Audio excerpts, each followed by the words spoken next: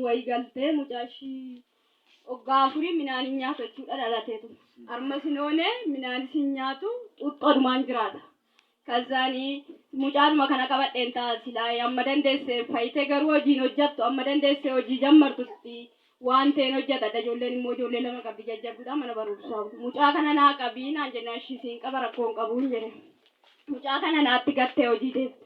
Ganama ollaalaa buna dhunnaa buna kana na yaamanii dhaqee dhugeenyaan nuuf mucaan xuuxxoo isaa baattatee naguma deema. Innaa ol gallee TV morraan godhaaf jedhee TV banee fi akkana garagalu xuuxxoo morraan fuudhee tarabbeessarra godhe wanta tin jedhe nagarre tin jedhe jechuudha. Mucaa kana innaan akkana garagaree ilaalu jadiin baddaa irratti yaateera. Achumaan fuudhee firuu ennaan na dide iyye tunaan hawwaasa achumaan. Olin kaadhan jedha darajaarra olin kaadhu gadin bu'an jedha gadin bu'u mucaa kana akkanatti qabdee achumaan bishaan asitti guyyuma isa irratti naa kadhatame akka carraa fuutee natti jira. Biffee banee fuutee yaa Yesuusin jedhe na salphisin nan qaanessin dhala namaa namarraa fottosseera. Maal jedhee tanima kanan jedhe bishaan isaa kana fuudhee adnaan irra battakkaatti cufu mijaan ijaan kuliccee ol lalaale firu kun naan jedhe maal taatee naan aduyyuun beeku naan jedhe achumaan nan boo'ee nan maraadhe yaa rabbati yaa Yesuus na salphisin naa qaqqabadhu jedhe. Akkasuma mucaa sun lubbuun itti deebitee Yesuus na gargaara. Bishaan maatii irratti na kadhatame. Kana biraan guyyuma isa irraa geenye mucaan kun silaa ergammaa du'eera. Iffaye bishaanuma kana fayyise silaa irratti kadhatameef midhaan kan oduun ittiin hojjedheef nyaata laateedhe bakka paastiin suuqirraa bitee fi ittiin hojjedheef nyaata.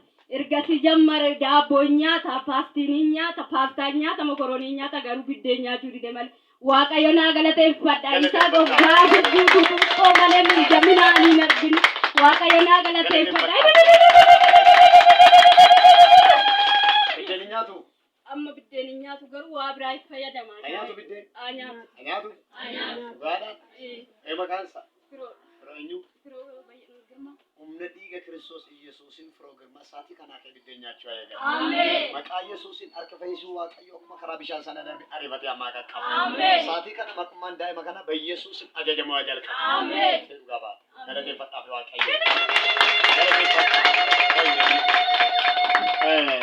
Maatiin kee amanne jiru?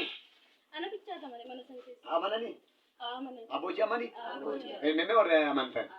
Harka ishee ni muramuu ooshi, miila ishee ni muramuu ooshi. Boleetti kana kan du'a ooshi, maatii ishee kan nama ooshuu hin danda'u? Ageessan kaasaa, maqaa gooftaa maqaa Yesuusiin, maqaan kee. Maatiin boleetti koo urgoo xinnaa guddaan sa'aatii kanaa kaanii Kiristoos Yesuusitti amanan. Ergamaa feessi Waaqayyo mana isaatti ramadeera. Amajaajii dhayeera, budaa dhayeera. Afura dhibaayyuu bare, afura waaqeffannaa bare, Yesuus irraa kuteera. Dhugaa baata dhaqi. Galateeffadhaa Waaqayyo, galateeffadhaa.